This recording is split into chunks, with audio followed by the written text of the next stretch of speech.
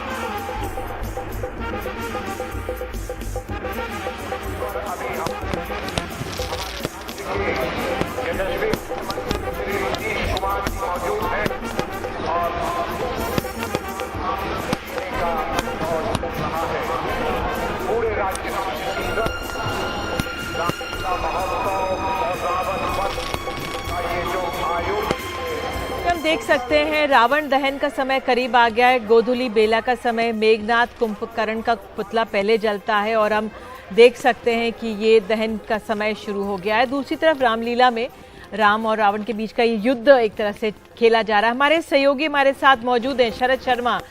शरद, फिलहाल जो ये रौनक है भरपूर है, आप कहाँ पर मौजूद हैं? हमारे दर्शकों को क्या बताएंगे इस समय, क्या हो रहा है वहां पर? मैं लाल किले पर हूँ। दिल्ली के लाल किले पर बड़ी रामलीला है, लव कुश रामलीला। यहाँ पर हूँ। यहाँ पर अंतिम चरणों में युद्ध चल रहा है। श्री राम और रावण का युद्ध है। वानर सेना एक तरफ है, दूसरी तरफ असुरों की सेना है। ये एक तरफ युद्ध चल रहा है। तो क्योंकि 2 साल के अंतराल के बाद रामलीला हो रही है, तो इस मंचन को देखने के लिए, जो हजारों साल से ये मंचन चल रहा है, सालों साल चल रहा है, इस मंचन को देखने के लिए कि आप देखिए कि पब्लिक में किस तरह का क्रेज है। ये पब्लिक का एरिया है, ये देखिए खचाखच पब्लिक का एरिया पूरा हाउसफुल है। हमें लगता है कि सालों साल जो चीजें आती हैं लोग उसके प्रति कभी कभी उदासीन भी हो जाते हैं, लेकिन जो कोरोना आया 2 साल रामलीला नहीं हुई, उससे बहुत से लोगों ने ये समझा कि ये जो हमारे पर्व हैं, ये हमारे त्योहार हैं, ये हमारे लिए कितने जरूरी हैं। तो इस वजह से पब्लिक में बहुत जबरदस्त क्रेज है। और ये और बताना चाहूंगा मैं यहाँ पर निधि कि यहाँ पर आमतौर पर 3 पुतले लगा करते थे। हर रामलीला में 3 ही पुतले लगते हैं, रावण का, मेघनाथ का, कुंभकर्ण का। लेकिन इस रामलीला में इस बार 9 पुतले लगे हैं। देखिए जरा, 3 पुतले हैं रावण के, 3 ही पुतले हैं कुंभकर्ण के, 3 ही हैं मेघनाथ के। कारण यह है कि योजना यह बनाई गई थी कि 3 चीफ गेस्ट इस बार बुलाए गए। प्रेसिडेंट ऑफ इंडिया, भारत की राष्ट्रपति द्रौपदी मुर्मू को बुलाया गया था, दिल्ली के मुख्यमंत्री अरविंद केजरीवाल को बुलाया गया था, और बाहुबली फिल्म के सुपरस्टार प्रभास को बुलाया गया था। लेकिन क्योंकि अंत समय पर प्रेसिडेंट का, राष्ट्रपति का यहाँ पर आना रद्द हो गया, तो इस वजह से यहाँ पर 9 पुतले लगे हुए हैं। 3-3 पुतले अपने हिस्से के अरविंद केजरीवाल और प्रभास आके जलाएंगे, और जो बाकी 3 बचेंगे, जो रामलीला कमेटी है वो इसको जलाएगी। तो अब से कुछ ही देर में उम्मीद की जा रही है जो यहाँ के चीफ गेस्ट हैं, मुख्य अतिथि हैं दिल्ली के मुख्यमंत्री अरविंद केजरीवाल, पहले वो आएंगे और पहले वो पुतला दहन करेंगे, उसके बाद प्रभास आएंगे, वो पुतला दहन करेंगे, और उससे पहले जनता जो है, जो दर्शक हैं, वो इस रामलीला का मंचन का आनंद ले रहे हैं। बिल्कुल शरद, आप वहाँ पे बने रहिए। जब अरविंद केजरीवाल आएंगे, प्रभास आएंगे, हम आपके पास फिर आएंगे और अपने दर्शकों को एक स्क्रीन पर, विंडो स्क्रीन पे हम ये दृश्य लगातार दिखाते रहेंगे। लेकिन दूसरी तरफ रामायण से जुड़े हुए हम आपको चिराग दिल्ली भी ले चलेंगे, लेकिन उससे पहले दीपिका चिखलिया से बात करेंगे। आपको याद होगा एक समय रामायण का जब मंचन हुआ था टीवी स्क्रीन्स पर, दीपिका चिखलिया ने सीता देवी की भूमिका निभाई थी, तो उनसे ही बात कर लेते हैं। वो हमारे साथ मौजूद हैं इस समय। दीपिका जी, बहुत बहुत धन्यवाद समय देने के लिए। आप इस समय व्यस्त हैं, सीता के रूप में आपको बहुत सराहा गया, बहुत आदर सम्मान मिला है। आज के दिन, रामायण के दिनों को आप कैसे याद करेंगी? मैं सिर्फ यही कहूँगी कि I think it was a beautiful journey in my life. और मैं ये 3.5 साल रामायण के थे और बीच में 30 साल मेरे गए, तो I don't know how can I frame this up, तो I can not frame it up. Deepika ji, Ramayan बाद में भी बनी, लेकिन जो प्रभाव आप वाली में रामानंद सागर में था वो बाद में नहीं झलका, तो क्या कारण देखती हैं आप? जी, मैंने हमेशा यही कहा है, हमारी जो रामायण है it has been taken by Valmiki ji Ramayan and Tulsidas ji Ramayan, तो वहाँ पे एक ऑथेंटिसिटी मेंटेन की है। और कहीं पे भी ग्लैमर, शोर शराबा, और लगता है कि हाँ वाकई में त्रेता युग में ये चीज़ बनी होगी और ऐसे लोग रहते होंगे। So there is a reference to that. So and अभी जो बनती है वो कहीं ना कहीं ऐसा लगता नहीं कि त्रेता युग की रामायण है। आपने कहा कि आपने कई 3 साल बिताए जब ये शूटिंग हुई, इसके बाद आपने राजनीति में भी कदम रखा था। अब क्या आपको एहसास, क्या आंतरिक तौर पर कुछ उसका असर हुआ, कुछ अनुभव तब के? देखिए, मैं ये नहीं जानती, मैं बहुत छोटी आयु में मैंने सीता का रोल मैंने प्ले किया है, और 3 साल बहुत लंबा समय है। जब आप काम करते हैं, एक भूमिका निभाते हैं, तो आपको समझ नहीं आता कब उसकी अच्छाई आपके अंदर आ जाती है, क्योंकि आप जिस तरीके से सीता जी बात करती है, विनम्रता से, धीरे से, कहीं ना कहीं वो छलकने लगता है। और ये आप पर्पसली नहीं करते हैं, आप ये भी नहीं कहते हैं कि भाई मैं तो एक्टर हूँ, मैं I am just acting, but there is definitely going to be a reflection of the character you play. So मुझे नहीं मालूम, अगर मैंने रोल नहीं किया होता तो दीपिका कैसी होती और आज मैं कैसी हूँ, वो मैं नहीं, आई कैन नॉट जज। हाँ दीपिका जी, मैं स्क्रीन पर हम दिखा रहे हैं अरविंद केजरीवाल दिल्ली की रामलीला में पहुंच गए हैं, ये दृश्य हैं तब के। लेकिन एक सवाल पूछ लेती हूँ, दृश्य हम ये दिखाते रहेंगे, क्या बदलाव तब और अब के समय में, त्योहारों का ज्यादा क्या आपको लगता है राजनीतिकरण हो गया है? आई डोंट थिंक सो, लेकिन मैं ये मानती हूँ अगर राजनीति के द्वारा भी अगर हिंदुत्व अगर जागता है तो कहीं ना कहीं it's not a bad thing, as long as it is I would say, yeah, you should not politicize religion, but कहीं ना कहीं एक अवेयरनेस आती है बिकॉज ऑफ पॉलिटिक्स। तो जो अवेयरनेस जब आती है लोगों के बीच, ये एक माहौल बनता है हिंदुत्व का, भगवा का, तो अच्छी बात है। क्योंकि वरना हम जिस तरीके से चल रहे थे पिछले 30-40 साल से, मुझे लगता है वो हम भूल गए थे कि हमारी विरासत, हमारी धरोहर क्या है। चलिए, हमसे बात करने के लिए आपका बहुत बहुत धन्यवाद। और फिलहाल हम आपको स्क्रीन पर वो दृश्य दिखा रहे हैं जब अरविंद केजरीवाल भी लव कुश रामलीला में पहुंच चुके हैं। और आप देख सकते हैं नेतागण अपना ही अंदाज है और किस तरह से भीड़ थी। हमारे सहयोगी शरद शर्मा ने दिखाया था। और ये आखिरी वो लम्हे मंचन हो रहा है यहाँ पर जो युद्ध रामलीला का चल रहा है, जब श्री राम और रावण में ये युद्ध चल रहा है। शरद तैयार हो ही रहे, माइक लगा ही रहे, उनके पास हम जाएंगे। मेरे सहयोगी सौरभ शुक्ला भी हमारे साथ मौजूद हैं, चिराग दिल्ली की रामलीला में मौजूद हैं। तो इन्हीं दृश्यों के साथ मुझे कहा जा रहा है फिलहाल हम शरद के पास जाएं। ये अपने आप शरद हमें मिल गए हैं, मुझे बताया जा रहा है। शरद, तो अपने आप पे जो एंट्री ली है अरविंद केजरीवाल ने, वो भी बहुत खास है। देखिए, एक बार कैमरा घुमा दूं जरा। एक तरह का ये पुष्पक विमान है यहाँ का, क्योंकि समय के साथ में टेक्नोलॉजी का इस्तेमाल भी बहुत जरूरी होता है और अपनी रामलीला को बाकी रामलीला से अलग अगर दिखाना हो तो इस तरह के इंतजाम करने पड़ते हैं। तो ये एक तरह का विमान है। इसी तरह के विमान पर श्री राम भी आए, इसी तरह के विमान पर यहाँ पर रावण भी आया और इसी तरह के यहाँ पर विमान पर अरविंद केजरीवाल की एंट्री हो रही है। तो मुझे याद है, ये हालांकि पिछले साल भी जब मैंने कवर किया था तो एंट्री इस तरह से हुई थी, लेकिन किसी भी एक नेता के लिए, किसी एक मुख्यमंत्री के लिए ऐसी एंट्री लेना इस रामलीला में जहां पर इतने सारे लोग बैठे हों, तो एक अलग ही इसका असर भी डालता है। तो अभी अरविंद केजरीवाल आए ही हैं, एंट्री ले ही रहे हैं और उसके बाद में थोड़ी देर यहाँ पर रावण का युद्ध देखा जाएगा और उसके बाद में जो रावण दहन का कार्यक्रम है वो शुरू होगा। जैसा कि हमें बताया गया है कि क्योंकि बड़े बड़े लोग यहाँ पे इनवाइट किए गए हैं, तो मुख्यमंत्री जब यहाँ पर रावण दहन करेंगे तो उस समय पर यहाँ पर दूसरे चीफ गेस्ट नहीं होंगे।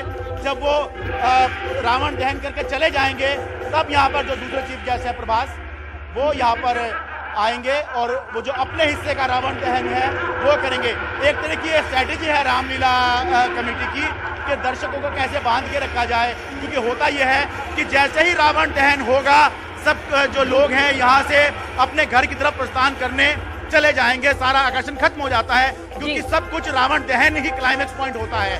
तो इसीलिए इसको लंबा खींचा जाए, इसीलिए ये प्रोग्राम जो है इस तरह का रामलीला समिति ने रखा है। और अब नीचे आ गए हैं मुख्यमंत्री अरविंद केजरीवाल और कुछ देर में ये रामलीला मंचन देखने के बाद में कुछ देर बाद में ये दहन का कार्यक्रम यहाँ पर शुरू होगा।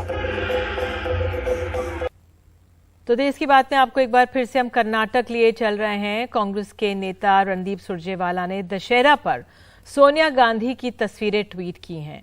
उन्होंने लिखा है कि अंतर साफ है, 56 इंच दशहरे के पावन मौके की आड़ में हिमाचल में वोट बटोरने की रैली हो रही है, तो सोनिया जी ने सादगी से प्रार्थना की है। तो ये कांग्रेस की तरफ से रणदीप सुरजेवाला का ट्वीट है। सोनिया गांधी कर्नाटक पहुंची हुई हैं और आज दशहरे के अवसर पर उन्होंने मंदिर जाकर पूजा अर्चना की है।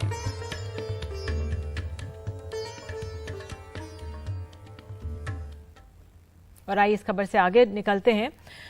लोकसभा स्पीकर और राज्यसभा चेयरमैन ने संसद की संसदीय समितियों को पुनर्गठित कर बड़े बदलाव किए हैं। लोकसभा की ताजा बुलेटिन के मुताबिक 4 अहम संसदीय समितियों के अध्यक्ष पद से विपक्षी नेताओं को हटा दिया गया है। एक रिपोर्ट। कांग्रेस अध्यक्ष पद का चुनाव लड़ रहे सांसद शशि थरूर को अब संसद की संचार और सूचना प्रौद्योगिकी मामलों की स्थायी समिति के चेयरमैन पद से हटा दिया गया है। लोकसभा बुलेटिन के मुताबिक 22 संसदीय समितियों को पुनर्गठित किया गया है। गृह कार्य संबंधी समिति में कांग्रेस सांसद अभिषेक मनु सिंघवी की जगह बीजेपी सांसद बृजलाल को नया चेयरमैन बनाया गया है। समाजवादी पार्टी के वरिष्ठ नेता और राज्यसभा सांसद रामगोपाल यादव को भी स्वास्थ्य और परिवार कल्याण की स्थायी समिति के अध्यक्ष पद से हटा दिया गया है। खाद्य और उपभोक्ता मामलों की समिति का अध्यक्ष तृणमूल कांग्रेस के सुदीप बंदोपाध्याय की जगह बंगाल से बीजेपी सांसद लॉकेट चटर्जी को बनाया गया है। विपक्षी दलों के वरिष्ठ सांसदों को महत्वपूर्ण स्थायी समिति के अध्यक्ष पद से हटाने के फैसले का विरोध शुरू हो गया है। कांग्रेस का जो हिस्सा हुआ करता था, एक कमेटी के चेयरमैन थे शशि थरूर जी, उसमें नया कानून बनना है। फिर एक कमेटी के चेयरमैन थे अभिषेक मनु सिंह जी, जो होम डिपार्टमेंट का स्टैंडिंग कमेटी था। दोनों ही कांग्रेस से ले लिया गया। कांग्रेस के बाद तीसरी सबसे बड़ी पार्टी है तृणमूल कांग्रेस, उसको कोई कमेटी का चेयरमैनशिप नहीं दिया जाना। ये अत्यंत ही दुर्भाग्यपूर्ण है। और संसदीय समिति में सभी विपक्ष के लोगों की जिम्मेवारी रहती है, सभी सांसदों की जिम्मेवारी रहती है। तो इसमें इधर उधर नहीं करके सरकारी पक्ष के लोगों को चाहिए था कि सबको समुचित प्रतिनिधित्व दे। कुल 22 पुनर्गठित स्थायी समितियों में से 4 स्थायी समितियों की अध्यक्षता विपक्षी दलों के सांसदों को दी गई है, जबकि बाकी की 18 स्थायी समितियों की अध्यक्षता बीजेपी या उसके सहयोगी दलों के सांसदों को दी गई है।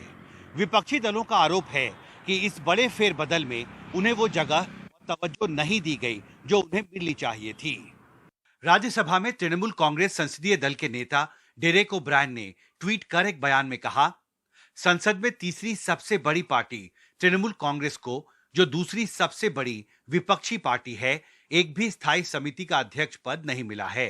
साथ ही सबसे बड़ी विपक्षी पार्टी स्थायी समितियों के 2 महत्वपूर्ण अध्यक्ष पद खो देती है। ये नए भारत की कठोर वास्तविकता है। कांग्रेस पार्टी की तरफ से जयराम रमेश अकेले सांसद हैं जो विज्ञान तथा प्रौद्योगिकी, पर्यावरण, वन और जलवायु परिवर्तन संबंधी समिति का अध्यक्ष बने रहेंगे। डीएमके नेता तिरुचि शिवा को उद्योग संबंधी समिति और कनिमोझी करुणानिधि को ग्रामीण विकास और पंचायती राज समिति का अध्यक्ष बनाया गया है, जबकि जेडीयू अध्यक्ष और लोकसभा सांसद राजीव रंजन सिंह ललन को आवासन और शहरी कार्य समिति का अध्यक्ष बनाया गया है। जाहिर है, इस बड़े फेरबदल के बाद अब संसदीय स्थायी समिति के कामकाज में विपक्ष की भूमिका घट जाएगी। दिल्ली से हिमांशु शेखर, एनडीटीवी इंडिया। और अब बात तेलंगाना की। तेलंगाना राष्ट्र समिति के अध्यक्ष के चंद्रशेखर राव ने आज नए नाम के साथ अपनी राष्ट्रीय पार्टी का ऐलान किया। इसके साथ ही मिशन 2024 का भी घोषणा की। उन्होंने कहा है कि उनकी पार्टी का बीजेपी नाम भारतीय राष्ट्र समिति है। इससे पहले उन्होंने कल अपनी पार्टी अधिकारियों के साथ बैठक की थी। दरअसल टीआरएस चाहते हैं कि उनकी नई पार्टी के लिए कार और पिंक कलर का जो सिंबल है बना रहे। हालांकि इसके लिए चुनाव आयोग की मंजूरी जरूरी है। ये कल 11 बजे इनके सदस्य मुलाकात जाएंगे चुनाव आयोग। साथ ही उन्होंने अभी राष्ट्रीय पार्टी बनने की शर्तों को भी पूरा करना है। आपको बता दें कि पिछले कई दिनों से केसीआर बीजेपी के खिलाफ राष्ट्रीय स्तर पर एक मोर्चा तैयार करने में जुटे हैं, जिसके तहत उन्होंने कई नेताओं से मुलाकात भी की है। और अब बात गाजियाबाद की। अभी तक मोबाइल बैटरी फटने की घटनाएं सुनने में आई, लेकिन गाजियाबाद में एक घर में एलईडी टीवी फटने से एक शख्स की मौत हो गई। धमाका इतना तेज था कि घर की छत और दीवार को भी नुकसान हुआ।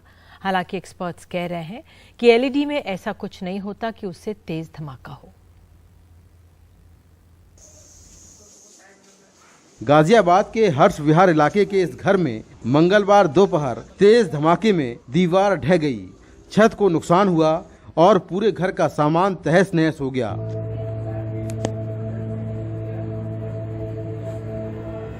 घर में टीवी देख रहे 16 साल के उमेंद्र की मौत हो गई। उसकी मां समेत 3 लोग घायल हैं।